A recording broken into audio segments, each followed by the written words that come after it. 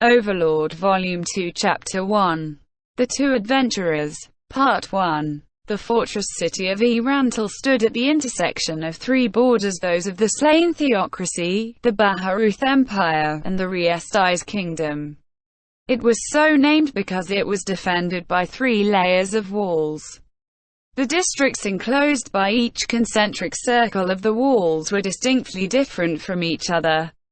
The outermost district was sometimes used to billet the troops from the royal army, and so it was fully furnished with barracks and other military facilities.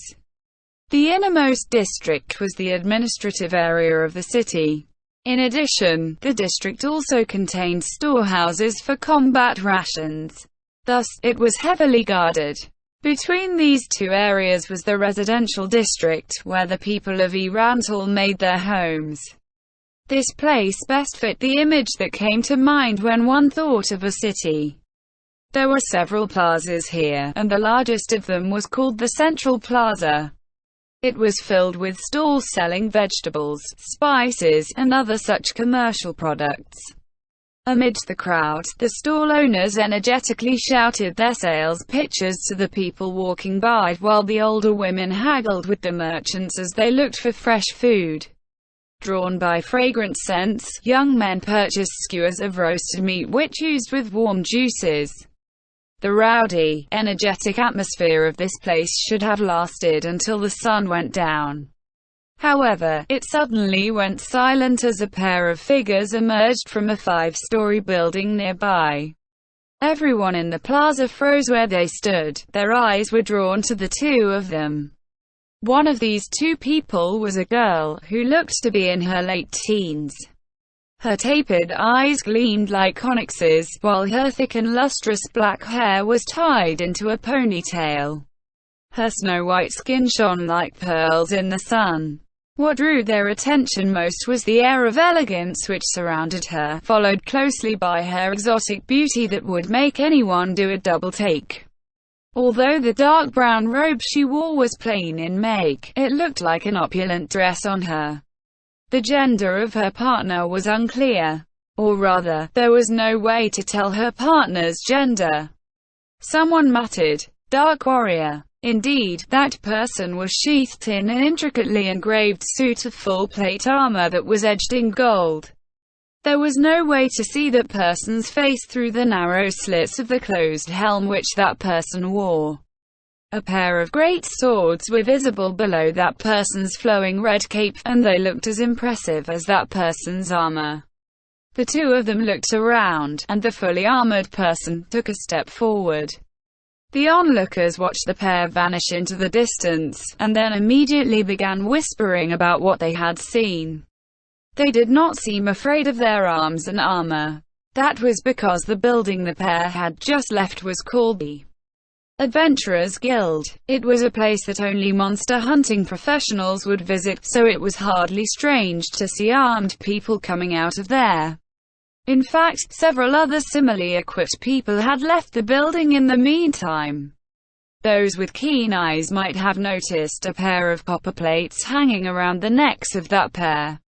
That said, the two of them had drawn all that attention because of the woman's beauty and her partner's magnificent set of full plate. The pair walked quietly down a narrow road. Sunlight reflected off the water caught in wagon ruts on the road. Unlike proper cobbled roads, said water mixed with the earth and sand, which made for treacherous footing. A moment's carelessness might have led to a fall, but the two of them possessed excellent balance, and so they moved along the road almost as quickly as a proper one.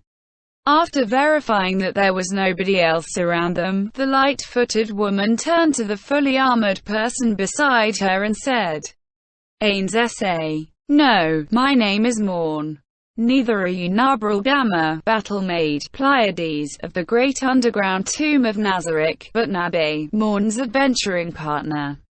The person in full plate Ains interrupted the girl Nabral halfway through her reply.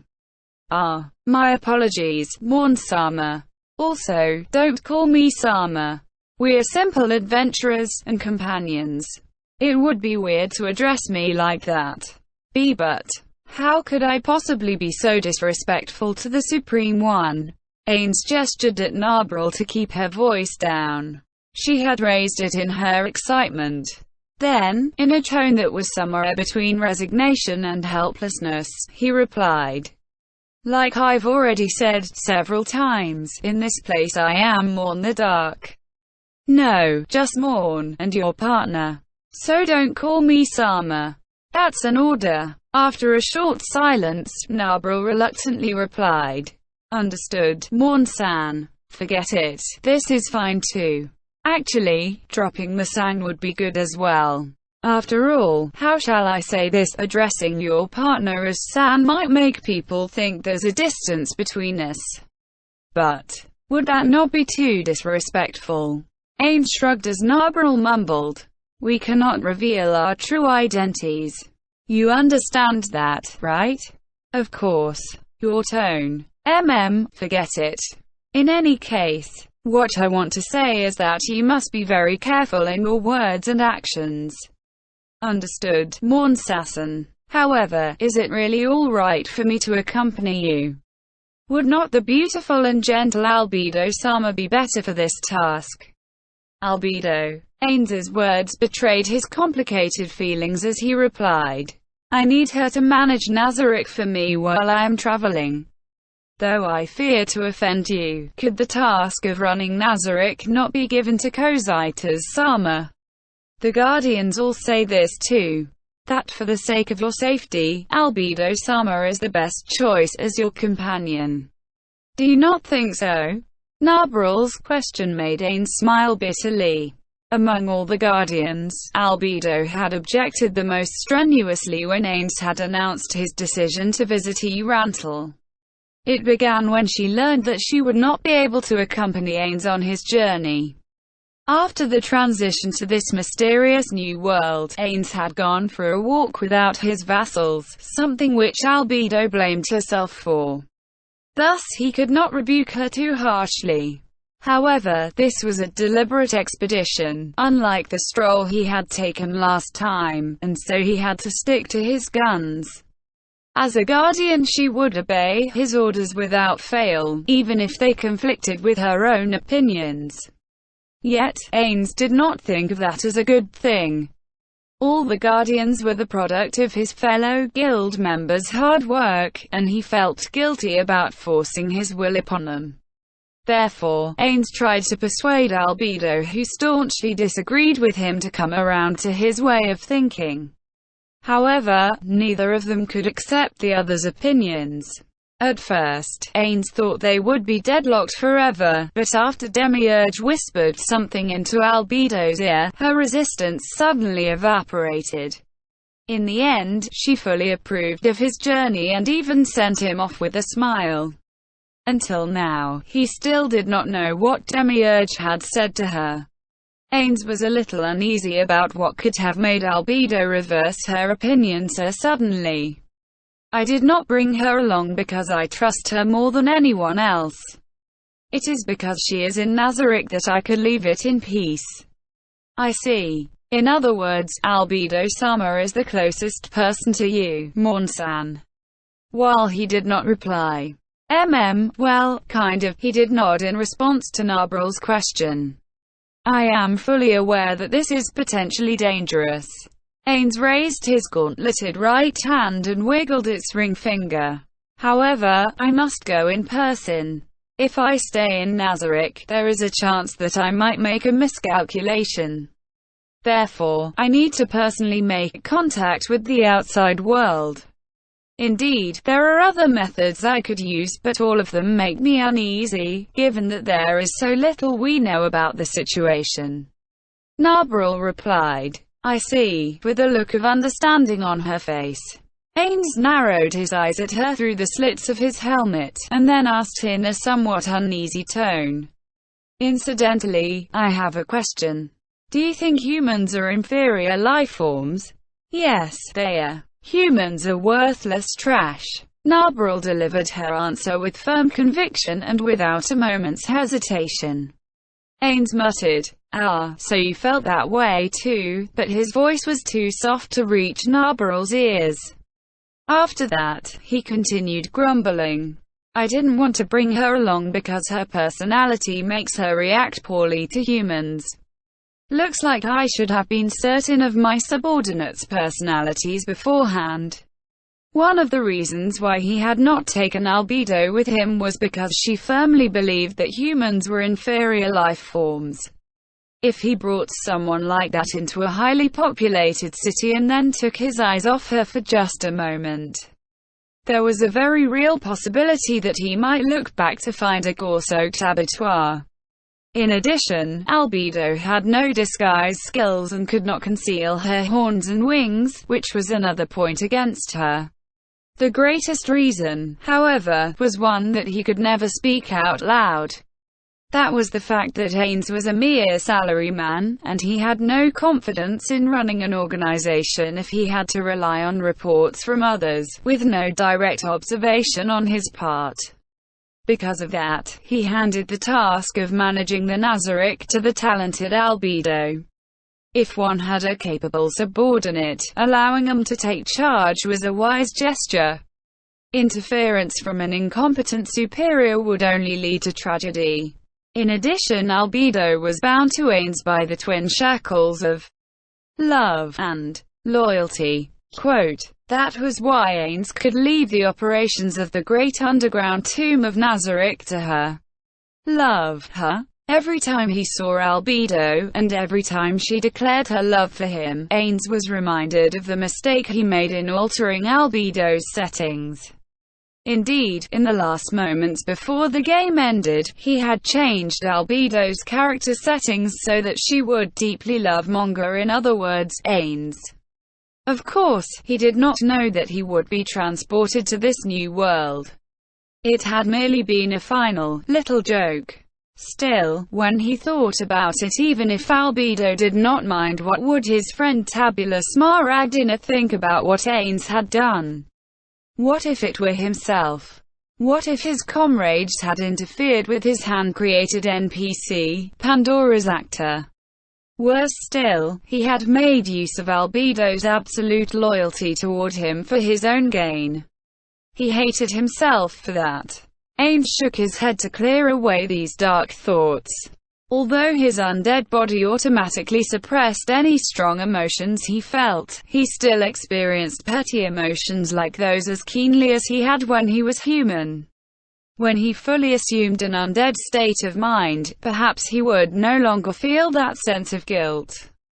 Distracted by these thoughts, the helmed Ains turned to Nabril and said, Nabe, I won't tell you to cast away those thoughts, but at the very least, you must control yourself. This is a human town, and we do not know what exceptional individuals they have among them. Therefore, we should try our best not to make enemies.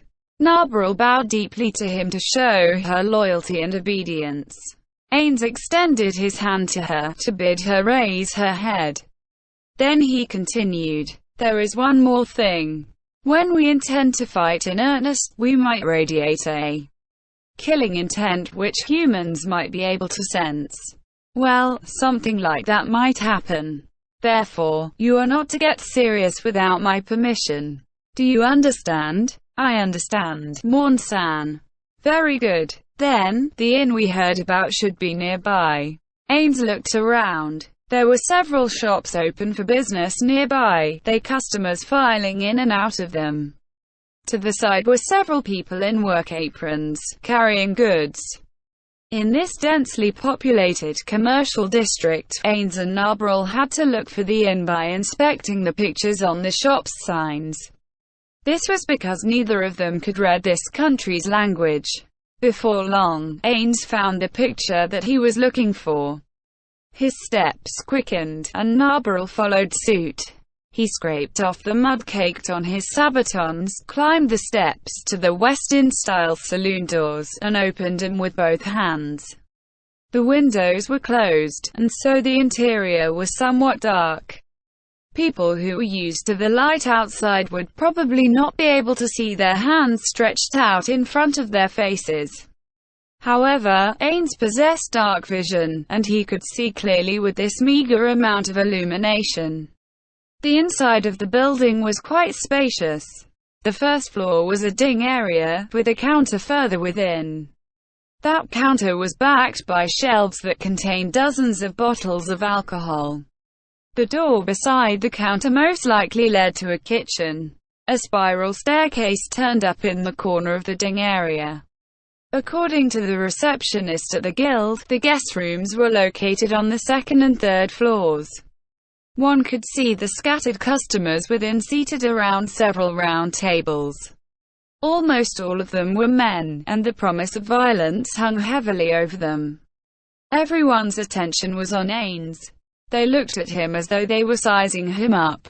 The only person who did not pay attention to Ains was a woman seated in a corner. She was staring intently at a small bottle on her table. This tavern scene made Ains furrow his non-existent brows under his helmet. He had expected this sort of thing, but this place was filthier than he had imagined. There were dirty and disgusting places in Yggdrasil, of course. Even the great underground tomb of Nazarick, which Ains ruled over, contained such places, such as Kuhuku's room, the venomous cave, and Saran. However, the filth here was different from those places.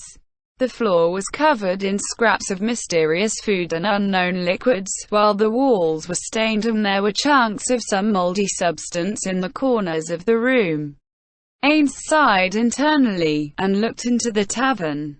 A man in a dirty apron stood there, his stout arms protruding from his rolled-up sleeves.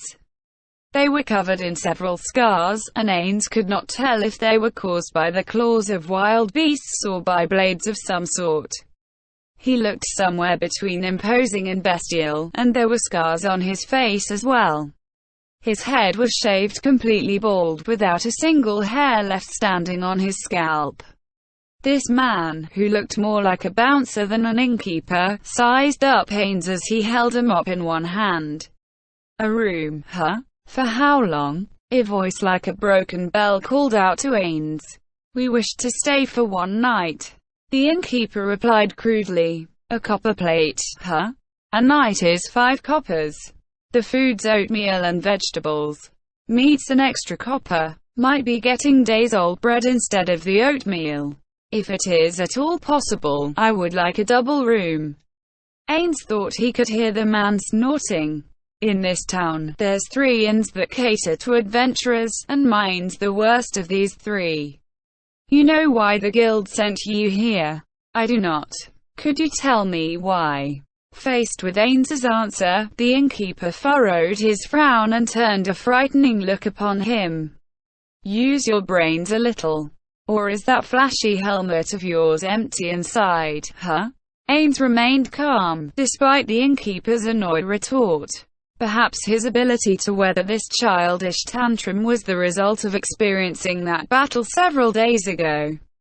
That battle, as well as the information squeezed out of the prisoners they had taken, had allowed Ains to understand how powerful he was. Because of that, he could calmly face this shouting. The innkeeper seemed surprised to see Ains's reaction, and said, "You've got some guts, huh? The people who stay here are mostly copper or iron plate adventurers. If you've got some strength, you can form a party here, if you're lucky. Therefore, there's no better place than this to find party members whose strength matches yours." Something seemed to flash through the innkeeper's eyes. "It's fine if you want to sleep in a room, but if you don't make contacts here, you won't be able to find party members. If you can't form a well-balanced, strong team, you'll die out there against the monsters. That's why novices with no comrades advertise themselves in places with a lot of people. So I'll ask you one more time, do you want to sleep in the dormitory or in a double room, huh?" "A double room. And I'll pass on the food." "Che, another punk who doesn't appreciate others' kindness. Or are you trying to say that you're something else and that full plate isn't for show?" Forget it. That'll be 7 coppers a night. Up front, of course." The innkeeper extended his hand in one smooth motion. Ains stepped forward, followed by Nabril. The two of them were bathed in the appraising looks of everyone in the room when suddenly, someone stuck a foot into Ains's path, as though to prevent Ains from moving forward. Ains halted, and turned to the man who had stuck his foot out. He had an annoying smile on his face, which was mirrored by everyone else at his table. They stared at Ains and Nabril. Neither the innkeeper or the other customers stepped forward to stop this. They were watching silently. Although everyone seemed to be uninterested in the proceedings, or looking forward to a good show, there were quite a few of them who were intently studying the situation. "Give me a break," Ains sighed, and lightly kicked away the foot in front of him. The man suddenly stood up, as though he had been waiting just for that. Since he was unarmored, his bulging muscles were clearly visible under his clothes. He had a necklace like Ains did, but his was an iron plate, which swayed as the man moved. "Oi, oi, that hurt." The man approached Ains, speaking in a threatening manner as he did. He had a gauntlet on his hand, which he must have put on while standing up. It creaked as he clenched his fist. The two of them were roughly the same height, and they glared at each other with wrathful eyes. It seemed a bit too close for a fist fight. Ains decided to fire the first shot. "Is that so? I must have missed the foot in front of me because of this closed helm, or perhaps your leg was just too short. Well, that's my excuse. Can you forgive me for that?" "Bastard." A dangerous look crept into the man's eyes as Ains's taunt sank in. However, he turned his angry gaze to Nabril, who was standing behind Ains, plastering his eyes on her. "You're an annoying fellow. But I'm a generous man. As long as you lend me your woman for a night, I'll forgive you." Coo. Ains could not help but sneer at the man, and he lightly raised his hand to keep Nabril from stepping forward. "What's so funny?" "Oh, it's nothing. I couldn't help but laugh at the way you sound, like a stereotypical punk." "Don't worry about it." "Wah." The angry man's face flushed red. Before we start, can I ask a question? Are you stronger than Gazef Stronov?" "Wah. The hell are you talking about?" "I see, it's all clear from your reaction. If it's like that, then I won't even need to play with you." Ains swiftly grabbed the man by the neck, and then hoisted his body off the ground. The man could not even dodge, much less resist the sudden clinch. He went, "Uo," in surprise as he was lifted up. The men around him who were watching the show only added to the excitement. How strong was this guy, if he could lift a grown man with one arm? The imaginations of everyone present were now considering that topic. A wave of surprise and consternation swept the inn. As though to shatter the atmosphere of shock in the air, Ains raised the man whose legs were dangling and kicking furiously and gently tossed him away. Well, it was gentle for Ains. The thrown man flew in a neat trajectory with frightening speed, skimming the ceiling as he went, and fell heavily to the ground. The sounds of the man's body striking a nearby table, an object on the table breaking, the planks of the table splitting apart, and the man's own howls of pain blended together and echoed through the tavern. Then, the whole place fell silent, as though startled by the noise. However, Ogyar. A beat later, the woman seated at that table emitted a strange wail. It was a cry of despair that a soul might make as it rose to heaven. No, it would only be natural to scream like this if a man suddenly fell out of the sky and landed in front of someone. There was another reason here, mixed into the shocked cry. Then, what do the rest of you plan to do? Can you save me the trouble and come all at once? It's foolish to waste time on things like this. Ains's words were directed at the other men seated at the table of the fellow he had just thrown. They immediately got his meaning, and hurriedly lowered their heads. No. Our buddy offended you. We're very sorry. I forgive you. Besides, it hardly inconvenienced me. However, you had best pay the innkeeper for that table. Of course. We will pay the full price. Just as Ains felt the matter was at an end and turned away, a voice froze him in his tracks. Wait, wait, wait. Turning around, he saw the woman who had made that weird cry just now. She was stomping up to him. She looked to be in her 20s or younger, and her red hair was messily cut, yet at a good length for movement. It could not be described as neat by any stretch of the word. To be more precise, it resembled a bird's nest. She had a pretty face and a keen edge to her eyes. She did not wear makeup, and her healthy body was tanned brown by the sun. Her arms were muscular and her palms were covered in calluses from wielding a sword. The word that first came to mind when he saw her was not woman, but warrior. A small iron plate hung around her chest, and it shook mightily with every step she took. See what you've done. What have I done? Ha! Don't you even know what you did? The woman pointed at the shattered table. You threw that guy over and broke my potion, my precious potion.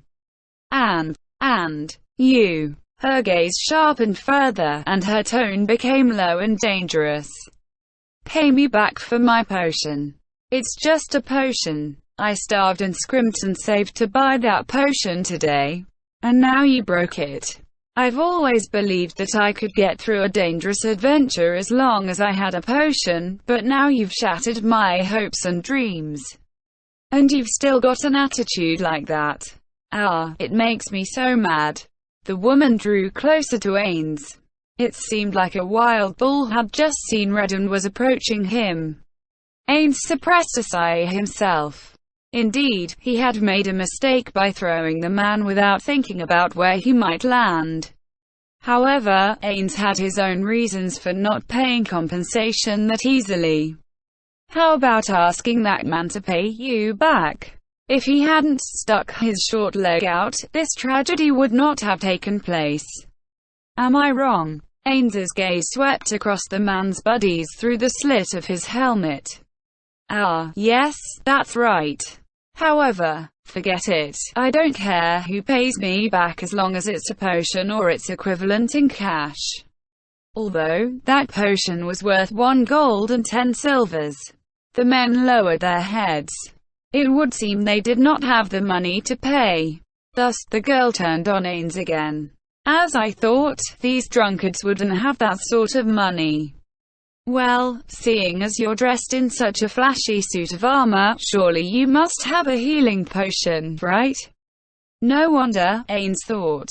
So that was why this woman was asking Ains to pay up. He thought briefly about it, composed himself, and replied, "It's not like I don't. Although, that was a recovery potion, am I correct? Indeed. I saved up for every little. All right, I get it, that's enough. I'll pay you back with another potion, and we'll be even." Ains handed her a minor healing potion. She looked at the potion bottle in surprise, then reluctantly accepted it. This should be fine, right? I guess. The woman seemed to have more to say, but Ains cast aside his doubts. The more important thing was his uneasiness over whether Nabril would do something big and blow their cover. Nabril still had a combative look in her eyes, even though Ains had already chided her. Some of them seemed to sense her hostility and felt uneasy. "Let's go," Ains curtly told Nabril. They went before the innkeeper and Ains withdrew a single silver piece from his leather purse before placing it on the crudely made counter. The innkeeper silently slipped it into his pant pocket and returned Ains several copper pieces. Here's 6 coppers back." He placed the copper coins onto Ains's gauntleted hand, and then laid a small key on the counter. "First room on the right once you go up the stairs. You can put your gear into the chests at the foot of the bed. This goes without saying, but don't barge into people's rooms without permission. Might lead to trouble if someone gets the wrong idea. Although, it's a pretty good way to let people know you You look like the sort who can handle all kinds of problems. Just don't give me a problem." The innkeeper narrowed his eyes at the man that Ains had thrown, who was moaning on the floor. "Understood. Also, I'll need a basic adventurer's kit for us. We've lost some of our things and the guild said that you'd prepare one for us if we asked." The innkeeper looked at Ains and Nabaril, and then looked straight at Ains's purse. I got it. I'll get it ready by dinner. Just be ready to pay." "Understood. Then, Nabe, let's go." Ains brought Nabaril up the old staircase. The wood creaked under his feet as he headed for his room. After Ains's silhouette vanished up at the second floor, the buddies of the man which Ains threw rushed up and began casting curative magic on him. Their actions seemed to be the spark which caused the silent tavern to burst into clamor. "It seems he's as strong as he looks. Yeah, that's it.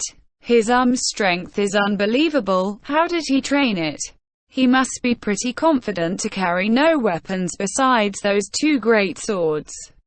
Damn it, another guy's going to leap ahead of us as well." The scattered conversations were filled with awe, surprise, and fear. They all knew that Ains was not an ordinary person.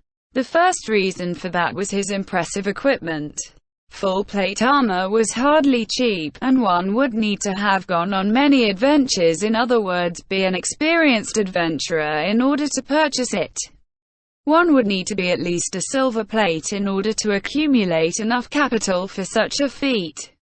However, some people inherited their suits from their predecessors, or found those suits on the battlefield or in ruins.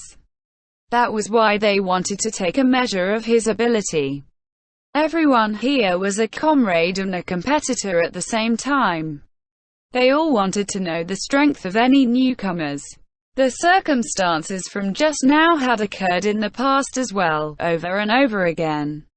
The truth was, everyone here had experienced this sort of thing in the past. However, none of them had passed the test so easily before. In other words, that pair of copper-ranked adventurers. They would be very strong, either as rivals or allies. Everyone here was fully convinced of that. Now, how should we deal with those two? Flirting with that beautiful woman is out of the question. If only we could get them into our party.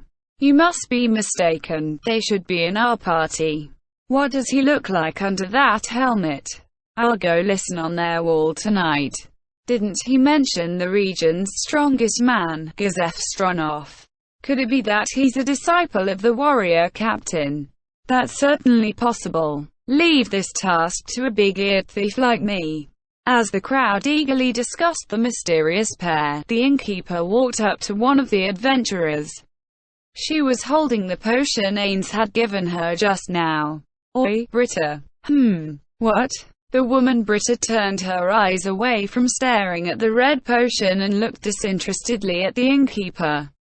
What kind of potion is that? Who knows? Oi, you don't know either. You accepted his potion as compensation, shouldn't you know its value? How could I? Besides, I've never seen a potion like this before. Gramps, you came here because you were curious too, right? Britta was right.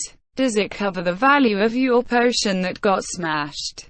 This might end up being cheaper than the one you bought. That's true. It's definitely a gamble, but one I'm confident of winning. This was something that guy in the flashy armor gave me after he heard the price of my potion.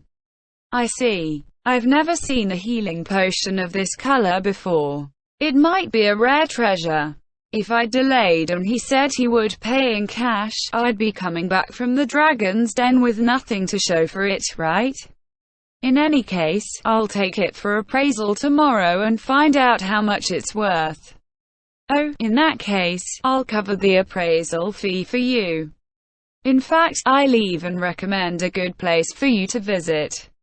You will, Gramps. Britta furrowed her brows. The innkeeper was a good man, but he was hardly a good Samaritan either. He must have something in mind. Ah, don't look at me like that. I just want you to tell me the effects of this potion. So it's a trade, then? Hey, it's a good trade, right? Besides, I can recommend a really good herbalist to you through my connections. I'm talking about that Lizzie Berrier. Britta's eyes went wide with surprise. Erantal was a place with many mercenaries and adventurers. It specialized in selling weapons and other items to these people, and among them the trade in potions was quite brisk. Therefore, Erantal had more herbalists than a normal city. Amidst this fierce competition, Lizzie Berrier had earned fame as the best herbalist in the region. She could make the most complex potions of all the herbalists in the city. Since the innkeeper had mentioned her by name, Britta had no way of refusing his offer.